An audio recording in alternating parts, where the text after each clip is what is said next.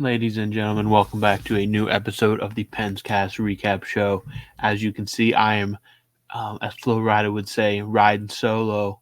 I believe that's actually Jason Derulo. Sorry on that one. Riding solo tonight. Snail and Garrett cannot be here tonight, so the Penguins were in Tampa Bay tonight again, second time in 6 days, for another meeting with the Lightning. And uh, when they were there last week, we had the Tristan Jarry goalie goal, a nice comeback by the Penguins from 2-0 down for a big victory. And unfortunately, that was not the case this evening. In fact, that was the Penguins' last win, and that remains their last win as they exit Tampa Bay tonight, falling 3-1 to the Lightning. The score not as close, even that, as what the game was like. The Penguins got a very late goal. Before we get into it, we'll go over the scoring here real quick. Much like it was last Thursday, Tampa Bay gets on the board first. Anthony Cirelli gets his sixth of the year at 5:56 of the first period. It's shockingly a power play goal. Tampa Bay, a very lethal power play with all those weapons. Something maybe the Penguins could learn from, but it's 1-0 Tampa in the first, and that's how it will remain into the second period, where Tampa Bay gets another power play, and they shockingly capitalize on it. Nikita Kucherov rocket from his primary position on the faceoff dot. 8:31 in the second period, assist from Victor Hedman and Stamkos. It's 2-0 Tampa Bay, and the Penguins were down 2-0 a week ago, but this time Tampa Bay would not slip up. At 17:04 of the second period, Tanner Jeannot gets his sixth of the year to make it 3-0. Jeannot also scored in last week's game, so Tanner Jeannot having a good season against the Penguins this year, but it's 3-0 after two periods, and that is not even really indicative as to how lopsided this was. The Penguins played like they did not care for large portions of this game. It was a very lazy, we'll call it, effort in this one. They're probably lucky that Tampa did not have a few more in this game. The Penguins do break the shutout late in the third period with under a minute left at 19:07. Jake Ensel gets his 10th of the year, so he's in the double digits with an assist from Sidney Crosby, who gets that's his 12th assist in the season, and that sets the final 3-1. The Penguins come out losers in this one, and they are now 11-3 on the season. And yeah, still in that struggle, still the team that I really don't know what else to say, to be honest, about the Penguins. They are still kind of just stuck in neutral, I guess you could say. They've now lost their last four, uh, two of those their last three. They've lost three in a row. The two to the Flyers coming in overtime. They've lost 4 of 5, with three of those, if you count the Nashville game, being in overtime. The only win coming against Tampa Bay last week, like we said. And tonight there was just no. It felt like a very little heart. It felt. I saw people on Twitter talking that it felt much like a end of Mike Johnson era kind of game, and not that I'm going to foreshadow what may or may not be coming down the line here in regards to Mike Sullivan or any other coaches, but it definitely had that end of Mike Johnson tenure vibe to it. We're right around the time that the Penguins did make the move from Johnson to Sullivan in 2015. That's 8 years ago now, which is pretty shocking in its own right. But I mean, again, eventually coaches, there's a shelf life. Mike Sullivan is one of the longest tenured in the NHL now. He's well exceeded what the normal coaching tenure is for an NHL head coach. So when you look at it that way, it's not really.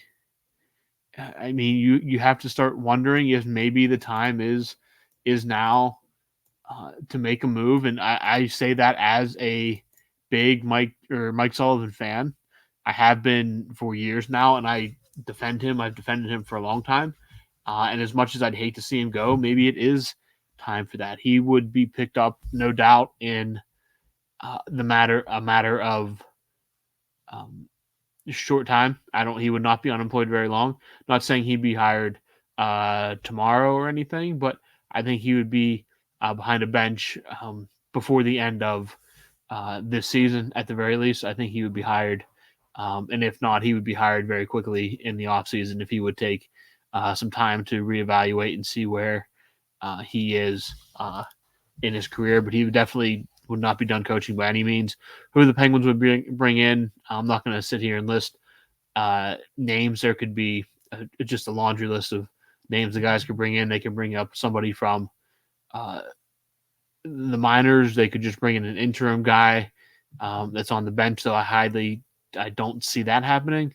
But again, this is all speculation on my part. It's more of just a noting what the vibes are right now. They're not good. I mean, obviously, Gensel and Crosby get back on the score sheet. Those have been two of your most consistent players all season. It's really Jari, not his best effort, but two of those goals coming on the power play. The Kucherov one, that's just Tampa Bay hockey. That's an unstoppable shot from one of the best goal scorers of the past 20 years.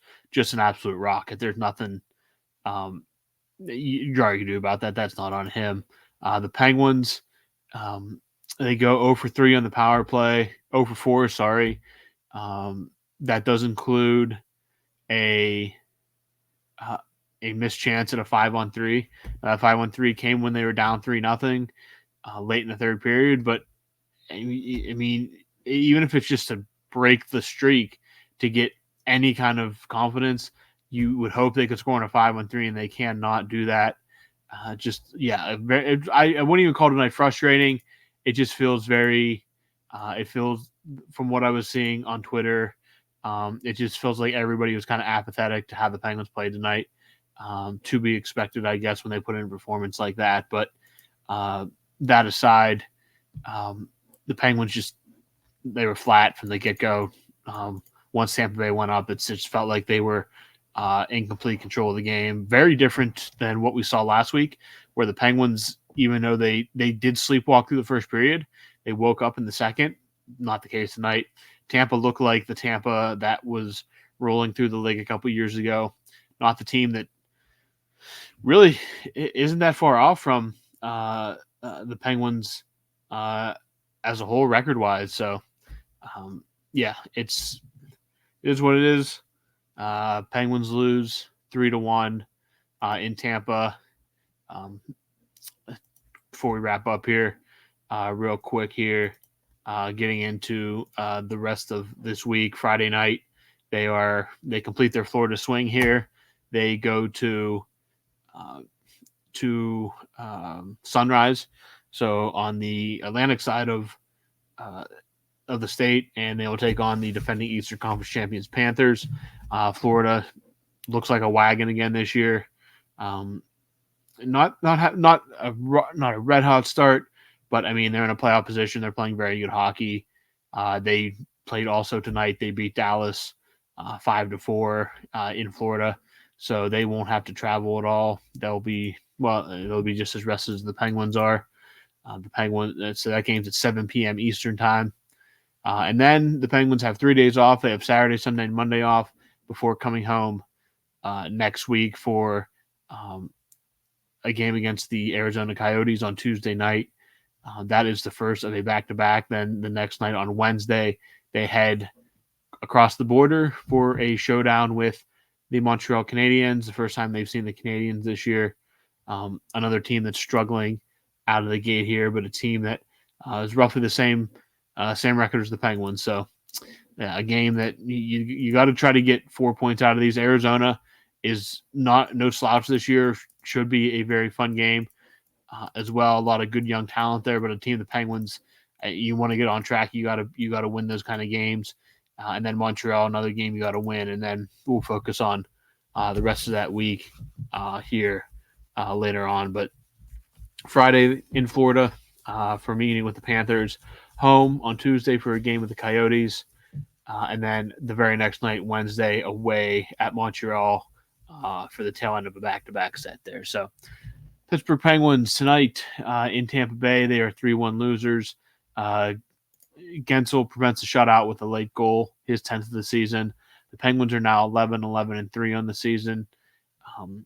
and just overall, if you watch the game, just a lackadaisical, lazy performance from the Penguins and a deserved result. They were never in the game. Tampa controlled it pretty much from the opening faceoff, and that was all she wrote. So that's all we got for tonight. Short episode, only me here tonight, but we have a mailbag coming out, being recorded on Thursday, which we should be at full strength for, and then we'll be back with another recap on Friday night after the game with the Panthers. So thank you guys for tuning in, and we will talk to you next time.